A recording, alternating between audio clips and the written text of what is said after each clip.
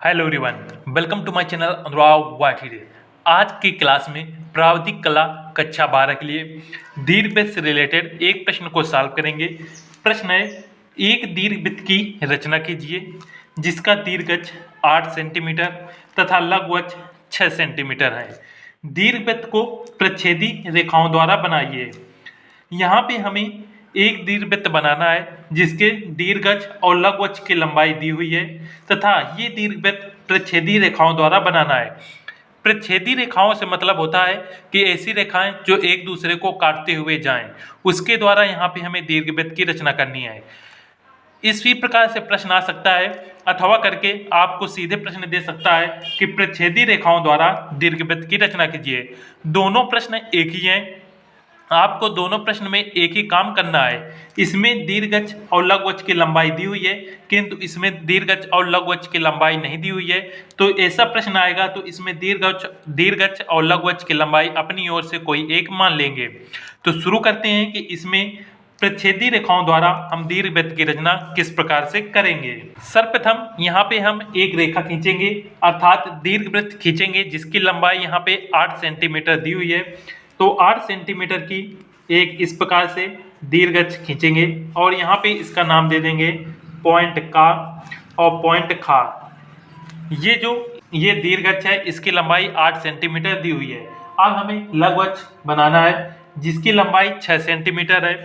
तो इसे आप सीधे इस प्रकार से बना सकते हैं कि इस रेखा को यहाँ पे अर्धा कर लें, 0.4 मानकर और सीधी रेखा खींच दें। या आपको इसे और अच्छे से करना है तो आपको ज्ञात ही होगा कि किसी रेखा को हम समद्विभाजित किस प्रकार से करते हैं। प्रकार में हम आधे से अधिक दूरी लेंगे और इससे होते हुए एक इस प्रकार से दूरी लेंगे और ऊपर की ओर एक हल्का सा चाप लगा देंगे। इसी प्रकार से नीचे की ओर एक हल्का सा चाप लगा देंगे। उसके बाद पॉइंट का से हम यहाँ पे एक चाप लगाएंगे और नीचे की ओर चाप लगाएंगे।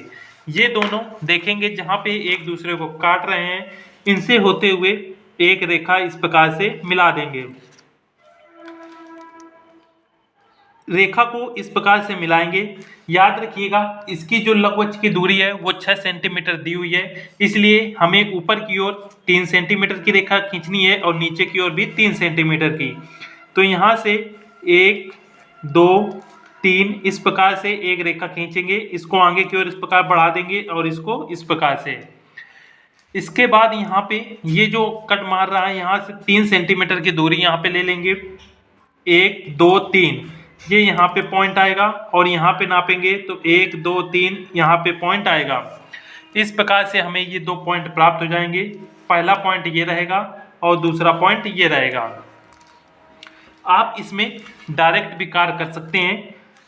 ये जो काखा है जिसकी लंबाई 8 सेंटीमीटर है, इसे हम आधा पटरी की सहायता कर देंगे। ऊपर की ओर 3 सेंटीमीटर की रेखा खींचेंगे, नीचे की ओर 3 सेंटीमीटर की।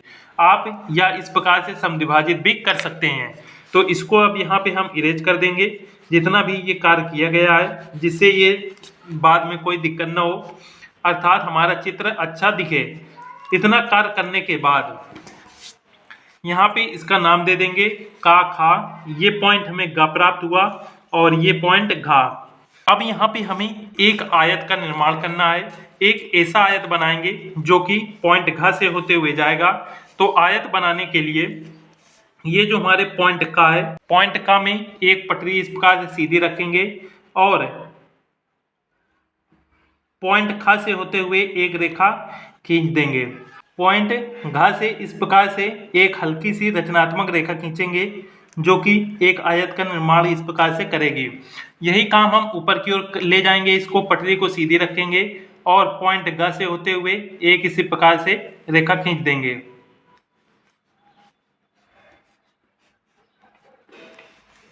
इसके बाद हम यहाँ पे पॉइंट का से हमें एक रेखा खींचनी है, तो इसके लिए पटरी को अर्थात सेट स्क्वायर को कुछ इस प्रकार से हम रखेंगे और पॉइंट का से होते हुए यहाँ पे एक रचनात्मक रेखा खींच देंगे जो कि इस प्रकार से मिलेगी। और उसके बाद इस को यहाँ पे लाएंगे और पॉइंट खा से होते हुए भी हम यहाँ पे एक रचनात्मक रेखा खींच देंगे।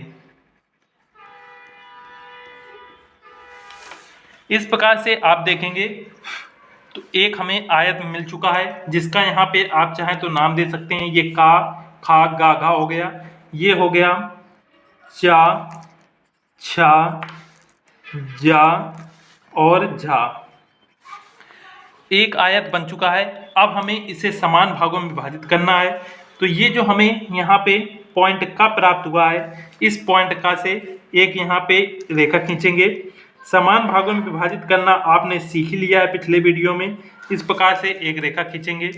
रेखा खींचने के बाद प्रकार में हम एक निश्चित दूरी इस प्रकार से ले लेंगे और इसमें हम 3 चाप लगाएंगे। याद रखिएगा, जब भी हम दीर्घवृत्त बनाएंगे तो दीर्घवृत्त में समान भागों में विभाजित करने के लिए 3 चापों का प्रयोग करते हैं। इस प्रकार से यहाँ पे लगाएंगे और यहाँ पे नंबरिंग कर देंगे 1 2 3। ये जो 3 पॉइंट प्राप्त हुआ है, इसे चाप बिंदु से मिला देंगे।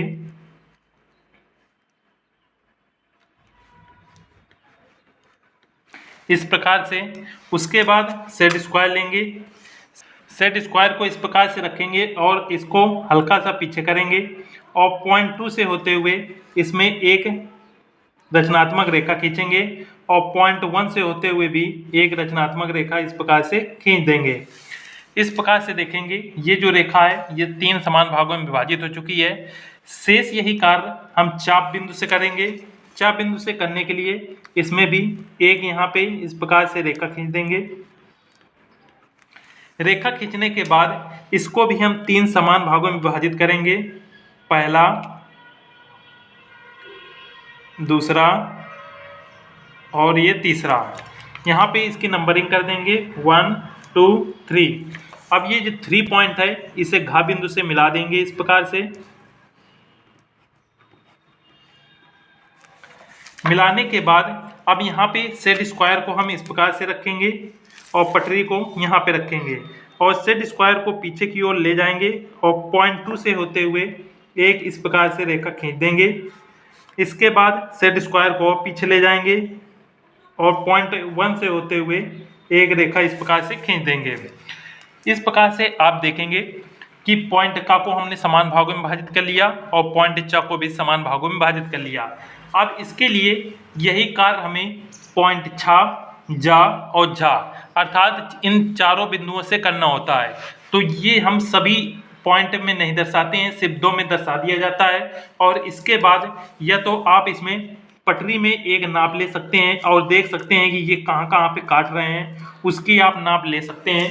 या फिर कोई एक कागज ले लीजिएगा, कागज को इस प्रकार से इसमें रखिएगा यहाँ से, और जहाँ जहाँ ये काट रहे हैं उससे यहाँ पे एक निश्चित दूरी इस प्रकार से मिला लीजिएगा। पहला पॉइंट यहाँ पे काट रहा है तो यहाँ पे एक और दूसरा यहाँ पे। इस प्रकार से इसमें हम ये नाप ले लेंगे और इसको यहाँ पे बिल्कुल बराबर यहाँ पे रखेंगे ऊपर की ओर और इसमें यहाँ पे पॉइंट रख देंगे। जहाँ पे भी काट रहे हैं इस प्रकार से पॉइंट रख देंगे। यही कार्य आपको इस रेखा में भी करना है। इसमें भी इसी प्रकार से पॉइंट रख दिया जाएगा। शेष यही कार्य ये जो हमारी काखा रेखा गई है अर्थात दीर्घच गई है, इसमें भी हम इस प्रकार से पॉइंट रख देंगे और इसमें भी इसी प्रकार से पॉइंट रख देंगे। और ये जो नीचे वाली खाचा रेखा है इसमें भी हम इसमें पॉइंट रख देंगे अर्थात इन सभी रेखाओं को हम समान भागों में विभाजित करेंगे। ये कार्य देखिए हमने इस वाली रेखा के अनुसार ऊपर वाली रेखा में किया और सबसे ऊपर वाली में। अब हमें ये नाप लेनी है तो इसके लिए आप पुनः इसमें इस प्रकार से एक कागज रखेंगे। कागज रखने के बाद जहाँ पे ये एक यहाँ पे चाप लगाएंगे, दूसरा चाप यहाँ पे, और ये जहाँ पे कट कर रहे हैं इसके सीधे आप इस प्रकार से चाप लगा लेंगे। यही दूरी आपको यहाँ पे बिल्कुल बराबर रखनी है और यहाँ पे आपको पॉइंट रख देना है। यही कार्य आप इस ओर भी करेंगे। नीचे की ओर भी इस रेखा में आपको यही कार्य करना है। इतना करने के बाद अब हम पॉइंट घ से ये जो पॉइंट 1 है इससे होते हुए एक रेखा खींचेंगे। याद रखिएगा ये बहुत ही सरल होता है, बस इसे आप अच्छे से एक बार देख लीजिएगा। रेखाओं को खींचते वक्त विशेष ध्यान रखें कौन सी रेखा कहाँ से खींची गई है, क्योंकि प्रतिच्छेदी रेखाओं खींचते समय बहुत सी रेखाएं हो जाती हैं जो कि हमें याद नहीं रहता कि कौन सी रेखा कहाँ से खींची गई है। इसके बाद पॉइंट घ से ये जो हमने पॉइंट रखे हैं, इन पॉइंट से होते हुए रेखा खींचेंगे और इसके बाद इसी पॉइंट से होते हुए ये दूसरा हमने पॉइंट रखा था, इससे होते हुए इस प्रकार से रेखा खींचेंगे। ये कार्य नीचे वाले में हो गया। शेष कार्य पॉइंट ग से हम इस ओर करेंगे और इस ओर करेंगे।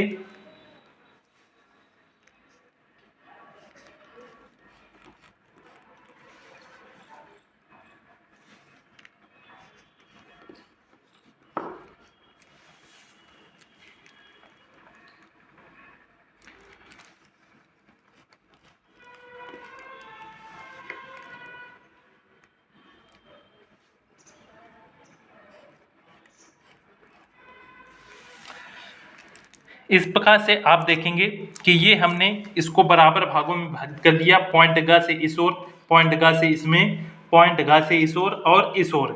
अब इसके बाद हम यहाँ पे ये जो पॉइंट हमने रखे थे इसका यहाँ पे नाम दे देंगे पॉइंट 1, पॉइंट 2, ये पॉइंट 3, ये पॉइंट 4। अब पॉइंट घ से पॉइंट 1 से होते हुए एक सीधी रेखा खींचेंगे और इस रेखा को हमें इस प्रकार से खींचना है और इस रेखा में जहाँ पे ये मिल रहा है यहाँ पे मिलाएंगे। अब पॉइंट घ से पॉइंट 2 से होते हुए दूसरी रेखा खींचेंगे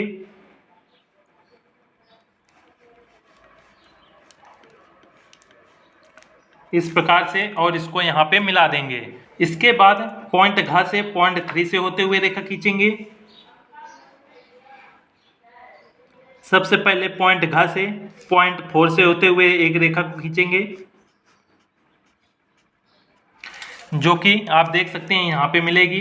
पॉइंट घ से पॉइंट 3 से होते हुए रेखा खींचेंगे।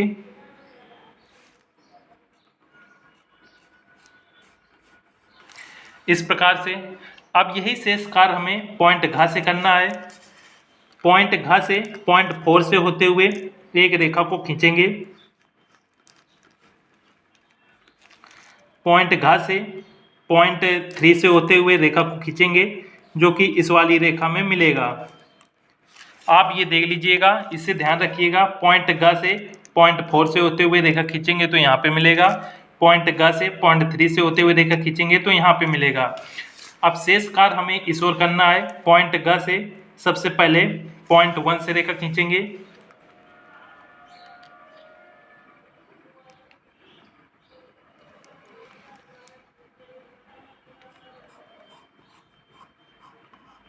पॉइंट घ से पॉइंट घ और 2 से होते हुए एक रेखा को खींचेंगे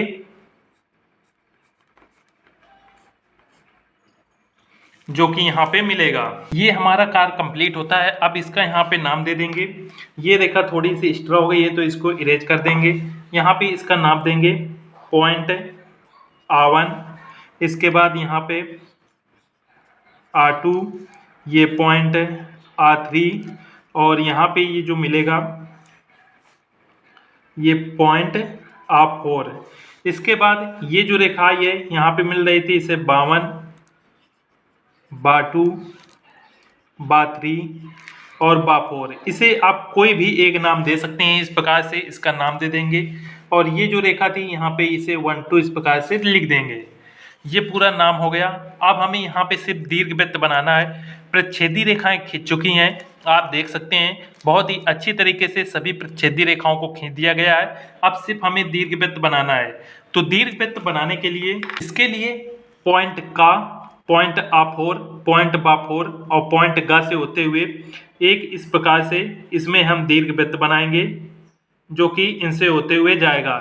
इसके लिए आप इसमें हाथ के 2 पेंसिल के द्वारा बना सकते हैं या फिर इसमें दीर्घवृत्त बनाने के लिए सेट स्क्वायर की तरीके ही एक आता है जो आप मार्केट से ले सकते हैं।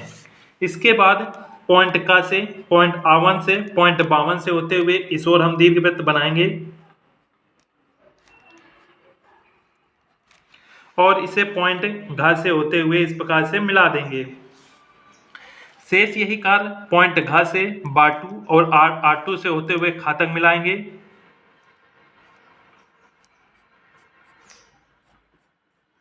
इसके बाद ग से बात्री, आत्री से खा तक मिला देंगे।